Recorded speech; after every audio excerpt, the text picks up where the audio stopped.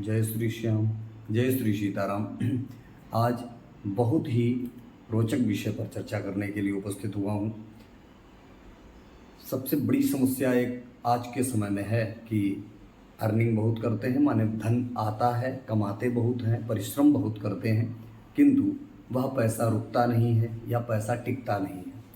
आज इसी विषय पर चर्चा। सिद्धांत ऐसे हैं जो आपके सामने रखेंगे कि पैसा रुकता क्यों नहीं है। सबसे पहले ज्योतिषी मत जो है, ज्योतिष शास्त्र क्या कहता है, आपकी कुंडली में ऐसे कौन से ग्रह विपरीत हो जाते हैं या अस्त हो जाते हैं या नीच के हो जाते हैं, जिससे कि कुंडली में धन योग प्रभावित होता है। कुंडली में एक धन भाव होता है। धन भाव का मतलब द्वितीय भाव। कुंडली में धन भाव, द्वितीय भाव, एकादश भाव, पंचम भाव और नवम भाव, यह धन भाव बोले जाते हैं और धन योग की स्थिति यह निर्धारित करती है कि पैसा टिकेगा या नहीं टिकेगा। मुख्य कारण क्या होता है कि द्वितीय भाव माने जो दूसरा घर होता है, आपकी कुंडली में जो दूसरा घर होता है उसी को धन भाव कहते हैं। अगर उसमें किसी भी पापक ग्रह की उपस्थिति हुई, जैसे पापक ग्रह कौन कौन से हैं, अब शनि, राहु, केतु और मंगल, इनमें से कोई भी ग्रह अगर दूसरे घर में उपस्थित है अथवा बैठा हुआ है तो आप यह मान के चलिए कि आप पैसा नहीं रोक पाएंगे। चाहे जितना पैसा आप कमाइए अथवा कितना भी प्रयास करिए, आपका पैसा कहीं न कहीं रास्ता बना करके निकल जाएगा। इसके बाद ग्रहों की एक नीच स्थिति होती है, जैसे कि शुक्र, गुरु या चंद्रमा, यह अगर नीच स्थिति में उपस्थित हों या बैठे हुए हों तब भी आप ऐसा नहीं रोक सकते। या ज्योतिषीय सिद्धांत के विषय में चर्चा कर रहा हूँ।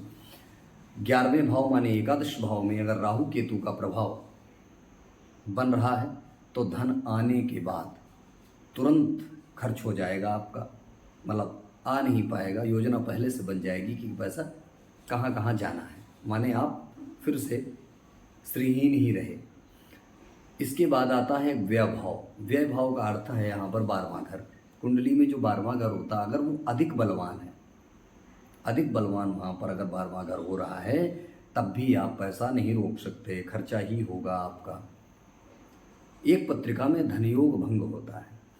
कुंडली में पाप ग्रह विघ्न डालते हैं या सभी जानते हैं, इन्हीं के द्वारा धन योग भंग होता है, तब भी आपका पैसा नहीं रुकेगा। एक फल दीपिका में एक उक्ति आती है, ज्योतिष शास्त्र सम्मत ही है, धनस्थानस्थे पापक ग्रह न च लाभस्था न विधियेन दृष्टाः स्यात् तु दरिद्रता। माने धन स्थान पर जब भी कभी पापक ग्रह या लाभ स्थान पर पापक ग्रह की दृष्टि हो तो व्यक्ति दरिद्री ही रहता है, माने लक्ष्मी को रोक नहीं पाएगा। यह ज्योतिषीय मत हो गया। जीवन में कई ऐसी चीज़ें हम लोगों के साथ रहती हैं जो धन क्षेत्र को प्रभावित करती हैं। हम लोग क्या सोचते हैं खाली कि पैसा आ रहा रुक नहीं रहा, ऐसा नहीं। बहुत सारी चीज़ें ऐसी रहती हैं जिन पर विचार करना चाहिए, जिनको देखना चाहिए। ये विश्वास रखिए कि पैसा आपका रुकना प्रारंभ हो जाएगा, लेकिन सबसे पहले इन चीज़ों को समझने की आवश्यकता है और इनका सुधार भी करने का आवश्यकता। मैं हालांकि इस विषय को आज आपके सामने रख रहा हूँ तो इसका उपाय भी एक ऐसे उपाय में आज मैं आपके सामने रखने वाला हूँ कि जिससे ये मान के चलिए कि तत्काल प्रभाव से लक्ष्मी रुकने लगेगी। पहले दूसरा कारण और जान लेते हैं कि वास्तु शास्त्र आपने सुना होगा। जहाँ आप रह रहे हो, जिस घर में रह रहे हो, जहाँ पे आप बाहर अपना जो भी कर्म क्षेत्र है वहाँ आप काम करके जब घर वापस आते हो तो आते तो वास्तु के ही संरक्षण में हैं, आप रहते तो घर में ही हो। उसमें अगर कोई दोष होगा तब भी लक्ष्मी को प्रभावित करता है। जैसे तिजोरी का मुख ध्यान रखना है कि किस तरफ रहना चाहिए और किस दिशा में रखनी चाहिए, इसका भी बड़ा विचार होता है। तो दक्षिण पश्चिम कोण में आप एक चीज़ ध्यान रखना है कि कोई कटाव ना हो, कोई स्थान भारी दोष न ले रहा हो। दूसरा, मुख्य द्वार पर दरिद्रता या यंत्र दोष तो नहीं है। घर में नियमित घी का अथवा तिल के तेल का दीपदान माता लक्ष्मी के सामने अवश्य करना चाहिए। जो लोग नहीं करते हैं उनके घर में भी लक्ष्मी का ठहराव नहीं रहता है। एक वास्तुशास्त्र में एक उक्ति आती है, यत्र लक्ष्म्या स्थितिर् नित्यम तत्र नाशो न विद्यते। मतलब जहाँ पर लक्ष्मी स्थिर अगर आप करना चाहते हैं तो माता लक्ष्मी की आराधना अथवा माता लक्ष्मी का दीपदान अवश्य करना चाहिए। लक्ष्मी स्थिर होने लगती है। तीसरा एक प्रमुख कारण होता है कि धार्मिक कर्म सिद्धांत पर आधारित है कि जैसे व्यक्ति को अपने जो भी आप अर्निंग करते हो उसका दशांश या पंचमांश दान करना चाहिए। सही बात है, लक्ष्मी शुद्ध हो जाती है। जो लोग दान या धर्म नहीं करते हैं वहाँ भी लक्ष्मी अपवित्र मानी जाती है, माने वो रुकेगी नहीं आपके पास। या अथवा अपवित्र धन संग्रह करना, जैसे कोई भी आप धन कहीं से गलत तरीके से अगर ला रहे हैं तो वो भी कभी नहीं रुकेगा। श्रीमद् भगवद गीता में भी कहा गया है कि जो दान धर्म नहीं करता है उसका धन नष्ट हो जाता है।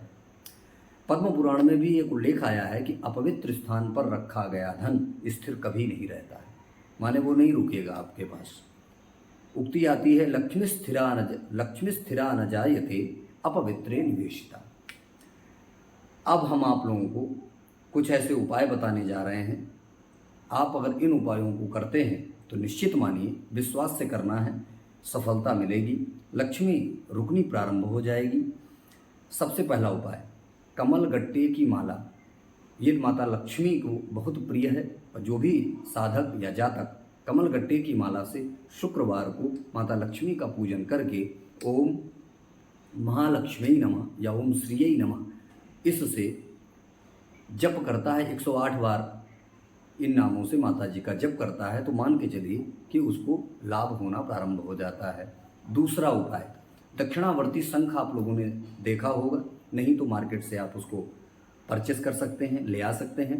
दक्षिणावर्ती शंख पूजन अपने पूजा घर में रखें और प्रतिदिन पूजन के बाद उसमें शुद्ध जल भर के और पूरे घर में छिड़काव करें, माने पूरे घर में सिंचन करना चाहिए। आप देखिए निगेटिविटी तो बाहर जाती ही जाती है, साथ साथ में ग्रहों की स्थितियां भी ठीक होने लगती हैं, सकारात्मक होने लगती हैं, आपके अनुकूल होने लगती हैं।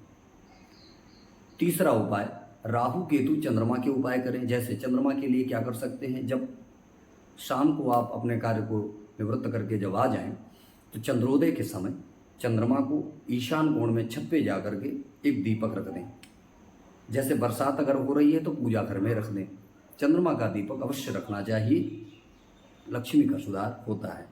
अब बात आती है कि वास्तु के अनुसार तिजोरी भी रखनी कैसे रखें, क्योंकि जहाँ से लक्ष्मी लाते हो तो लक्ष्मी को संरक्षित भी करना आवश्यक होता है।